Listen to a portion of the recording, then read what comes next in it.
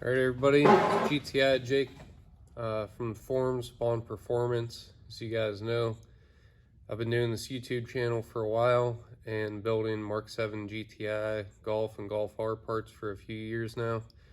So I've spent a lot of time talking about my parts and some of the modifications I've made to other people's parts, but I've never sat down and put together a list of my top 10 mods for the MQB chassis cars. So finally set aside some time to do it. I've got my cheat sheet over here if you see me looking at it. Sorry, I'm not a professional YouTube personality, but I'm doing what I can. So with that said, I do make downpipes, intercoolers, mid pipes for the OEM catback, as well as my own AWE, Borla, APR, MagnaFlow. The list goes on and on. I make a front mount intercooler. That doesn't mean I'm biased in this list. I'm going to do my best to shed just my experiences, no hearsay, things that I've been directly related with in my own build and the thousands of others I've been directly involved with. So with that said, not just some kid off the Facebook group that thinks everything on his car is best. I'm somebody who's been involved with a very vast variety of builds, from very simple bolt-ons to full-blown 10-second race cars. So kick it off.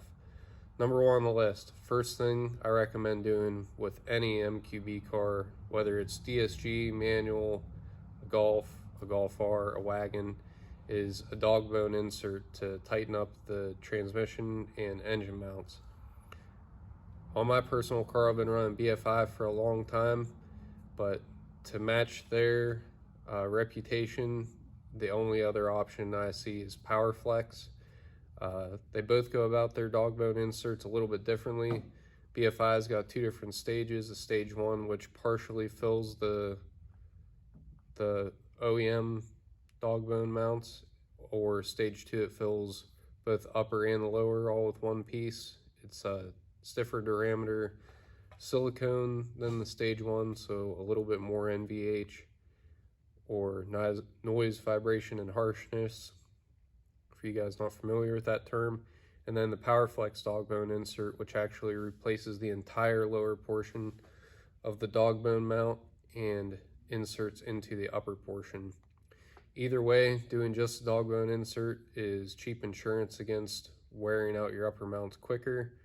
Of course, these cars are known for really soft and really quickly wearing motor mounts in general. So eventually down the road, if you don't do it all at once, you'll want to do both BFI engine and transmission inserts, which if you scroll through my page, it wasn't long ago I did a thorough video on that, so I won't get any further into that. But both of those are great options. I will say, regardless of brand or what their marketing department says, any metal dog bone insert is a no-go. Just kind of logical that you wouldn't put a piece of metal in a rubber mount. The metal destroys the rubber around it, and then you end up with a hot dog down a hallway situation. It's no good. So moving on to stage two. When Volkswagen engineers these cars, I think the last step of development is to just turn the tune down vastly. They leave a ton on the table. So the first actual power mod that I would recommend, which is number 2 on the list, would be a tune or JB4 piggyback module from Berger Motorsports. Two completely different routes there.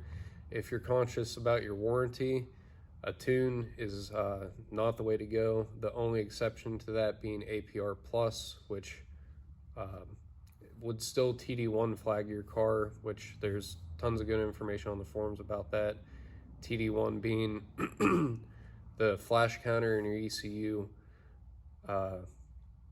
compares the records that Volkswagen Auto Group has for your car versus the amount of flashes that your car actually has.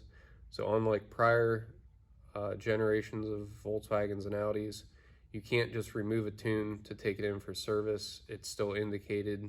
It's actually more damning evidence the more times you put the tune on and off. But one click out of what their notes say is enough to quote unquote void your warranty. And if you're not a pay-to-play kind of guy, that could be detrimental. Me personally, I buy these cars staying well within my budget, knowing that if I scatter the engine, that's fine. Even doing a repair on a catastrophic failure like that will still have me way ahead of buying, you know, the next tier up of performance car versus what I've got with my IS38 car. So I'm one of the guys that comes into it, you know, money on the table, ready for the car to blow up. Obviously, that's never happened, as you guys have watched my 100K video, but not everybody is so lucky. So just keep that in mind when building your mod list. JB4, on the other hand, now don't quote me to this. I'm not responsible for your warranty or any kind of problems you might have with Volkswagen Auto Group, but JB4 is a piggyback module, so by design it is not detectable by TD1 because it doesn't actually change parameters of the ECU. It rather intercepts them in line, hence the piggyback name, and modifies basically the signal that's going out to your sensors in the car. So JB4 is a less aggressive option than a stage 1 tune. It does have quite a bit of flexibility. You can change timing and boost yourself, or if you buy the product new, George from Burger Motorsports can personally point you in the right direction. Plus they've got basically off-the-shelf maps for different things, kind of mild to wild. And needless to say, either one is going to be a big improvement over stock. So that brings me to number 3. Before you go messing with anything else hardware-wise, now you've got the software out of the way, and intercooler is by far the most important mod to support that extra power.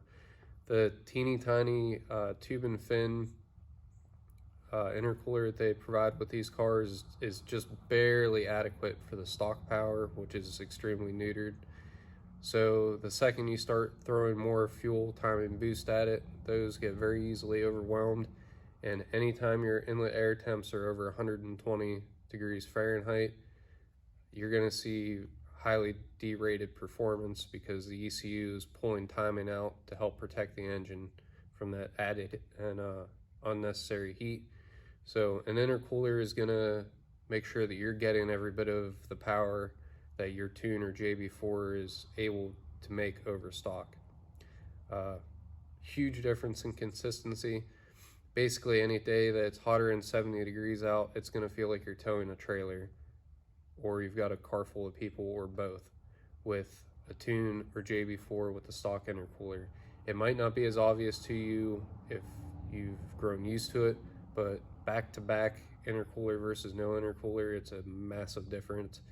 And that timing pull can result in up to a 5 to 8 mile per hour loss in the quarter mile, which is enormous.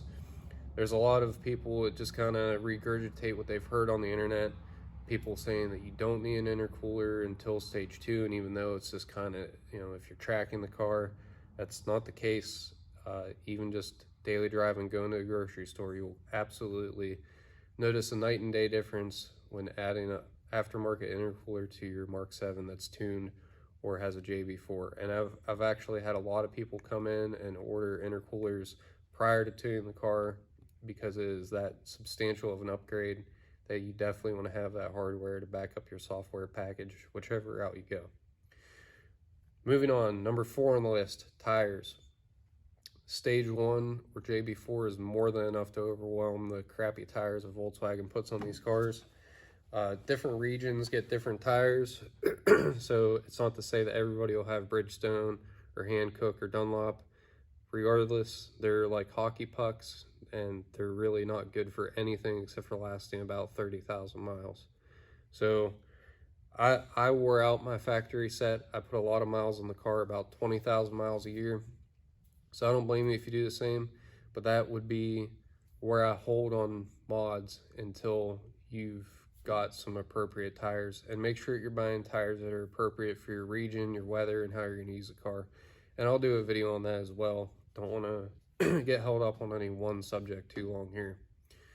So moving down the list to number 5, rear sway bar.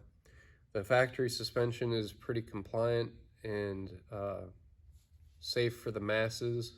I mean, GTIs and Rs aren't always driven by enthusiasts, so they make some compromises, and basically all manufacturers will tune the suspension to understeer rather than oversteer just for inexperienced drivers' safety's sake. If you get a little bit too wild with it, they'd rather you go straight than spin out, which would be the case from having a tighter suspension. So that's why I put rear sway bar after tires on the list, because if you throw a huge rear sway bar in the car with junk tires, chances of you oversteering and losing control are about 90% greater than if you follow the list and do tires and then a rear sway bar. I've personally tested this on my car with worn Indy 500s in the wet. The 26mm H&R rear sway bar in my car is an absolute handful. Now, with appropriate tires for the season, I've got Michelin all season 4s on the car. You can confidently throw it around and the car is extremely balanced and neutral.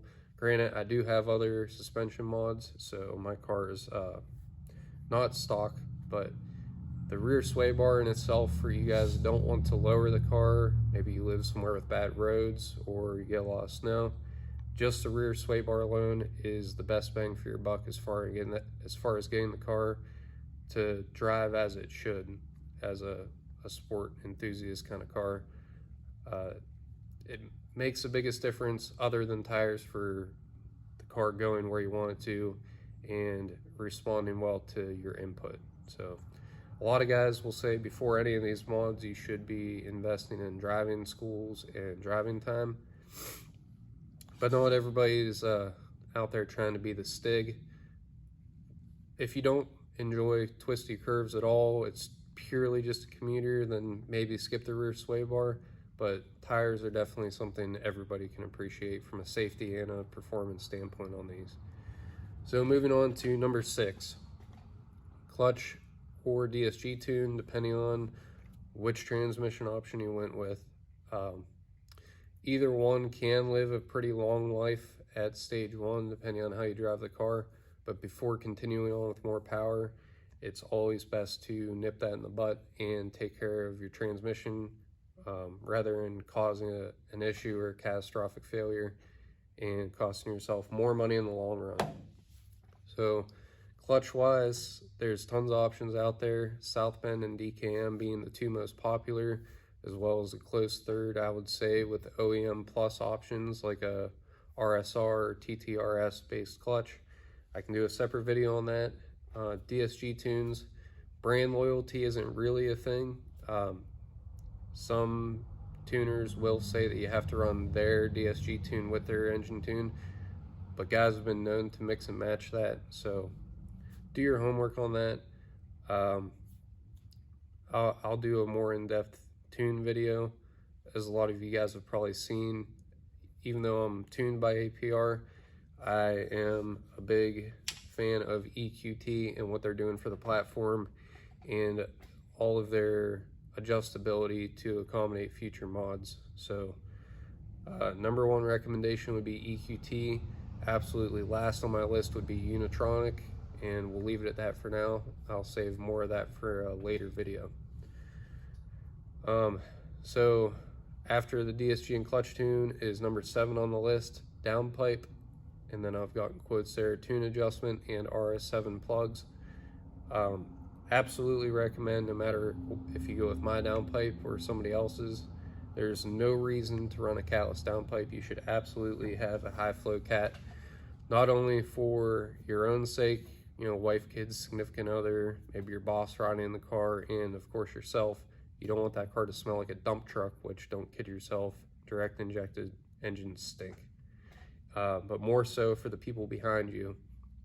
Lawmakers all have families, wives, they're out and about, and enough catless people, it's a trickle-down effect to end up with stricter regulations on the industry, and you don't want to be one of those guys. So there's such a small difference in performance capability, even at the big turbo level, between a high flow cat and catless.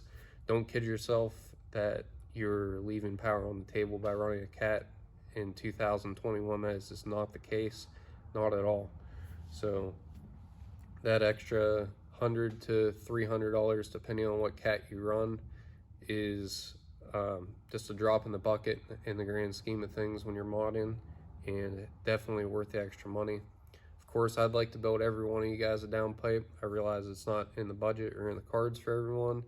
All-wheel drive guys, I haven't got to building them for you yet, so just remember it.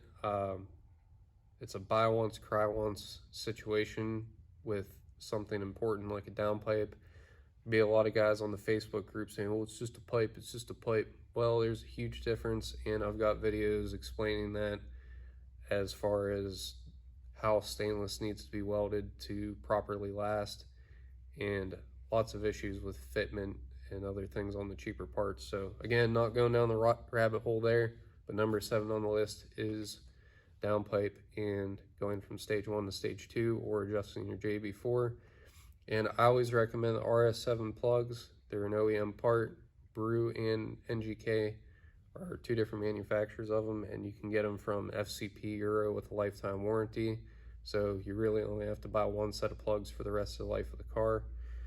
I haven't taken advantage of that yet. I do have a set coming from them, so I'm gonna join that train of just swapping out plugs for free after this set, obviously.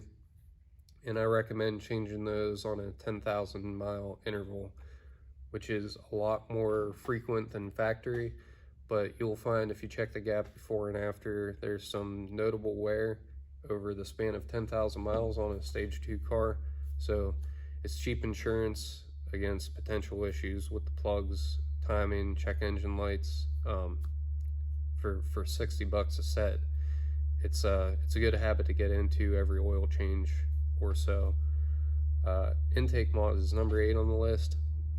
I always tell everybody you don't need an intake to make power, which is true, but all those little intake mods can add up. I've got the intake mods on my mods you're wasting your money on list, which a lot of people will misconceive as me just being kind of a bully and saying not to do those mods. It's just basically telling you to do them in good time. If you want to get the most for your car, following this list or a very similar list will get you the best bang for your buck. And the most logical pattern of modding, as I've described here, at least in my eyes. Feel free to comment on anything you feel is different, wrong, or whatever. But intake mods, you can go as simple as just a drop-in filter and removing the snow guard, as far as $1,000 carbon fiber ridiculous intake. It's all basically preference. They will all basically flow in the same ballpark. There's a guy, Jeff, who's an engineer who does a lot of independent testing. Some people like it, some people don't, but take it for what it's worth. Bench tests show, at least on a common playing field, how those intakes as an individual part flow versus each other. So that's always good information to weigh cost versus aesthetics, which is a big thing for a lot of people, and the actual flow of the intake. So like I said, there isn't a whole lot to be gained there, but before step 9, step 8, that's the time to do it if you're ever going to do intake mods of any kind. So moving on to step 9, number 9 on the list would be a turbo upgrade. You just need to be realistic with yourself, what your expectations are for the car, how you're going to use the car, and what, if you've got a horsepower figure in mind, where that would fall in your turbocharger's effective range. The IS-20 is pretty stout as far as reliability. It's really proven itself. My car had 94,000 miles on it when I ditched the IS-20, and it was still going strong. So they're reliable up to 320, maybe pushed really hard, 340 horsepower. Some of the guys run ethanol blends. If you're looking for just a modest upgrade beyond that, the IS-38 is a night and day difference. I've done reviews on that. If you look back on the channel, I've got an installation on that as well, which can be used for really any aftermarket turbo. And but you don't want to push the OEM turbos too far beyond an off-the-shelf tune, or maybe just a little bit tweaked beyond that. When you start pushing an IS-38 closer to 400 horsepower is where the the reliability drops off really steeply. So about 360 to 380 horsepower, depending on your fueling, is a sweet spot for an IS-38 from what myself and others have experienced over the years. So for me, for a daily, the IS-38 is a perfect stopping point. Just running straight 93 octane. I know some of you guys only have 91 available, and some guys are lucky enough to have a reliable source of E85. But yeah, if you're looking for 400 plus horsepower, you definitely want to look into something that's going to be reliable at those levels. And considering step 10 in that decision as well will save you with the buy once, cry once. A lot of guys will jump the gun and get an IS-38 with aspirations of making a lot more power than that. So kind of a lot of wasted time and money swapping a bunch of turbos. If you know you want to make 400 to 450 horsepower, an EQT standard housing Vortex is a great option. You can technically get away with fueling it without any fuel system upgrades, but more than likely Ed or any tuner who might be tuning for that turbo will want at least a high pressure fuel pump upgrade, which is still a very reliable thing to do and relatively inexpensive. Or getting up into the higher 400s, low 500s and beyond, the EQT Vortex XL and step 10 fueling mods, you'd be looking into multi-port injection to support that, which also goes down the rabbit hole of a fuel controller and a low pressure fuel pump rather than upgrading the high pressure fuel pump. And just from what I've seen, I don't have personal experience with it, but because there's a lot less cars in that territory, there seems to be a lot more reliability issues when you get to that point.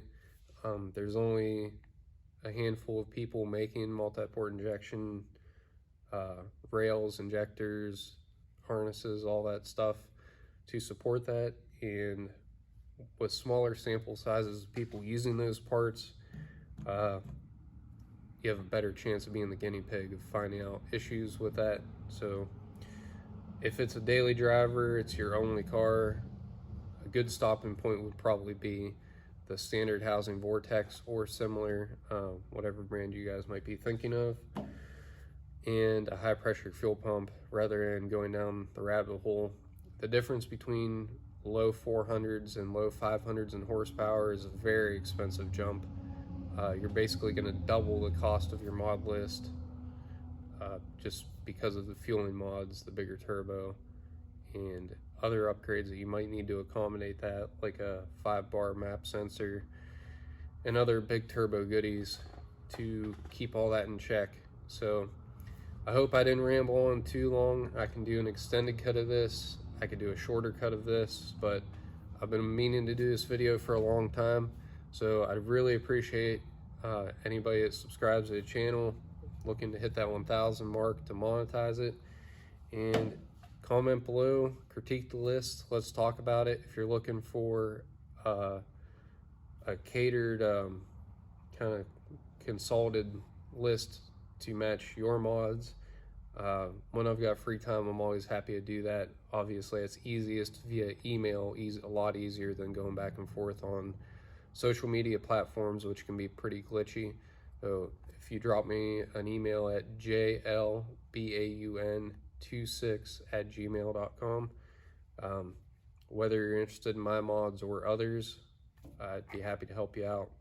But the one thing I do ask is don't beat around the bush and try to get me to fix other people's mods. If you ask for my advice and don't take it, that's one thing. If you ask for my advice, don't take it, and want me to fix the junk that you bought instead, that's kind of one of my pet peeves, so please don't do that. But otherwise, if you're willing to take my 2 cents, whether you use it or not, I'm happy to help and try and point you in the right direction. Thanks for watching, guys, and subscribe to the channel. See you next time.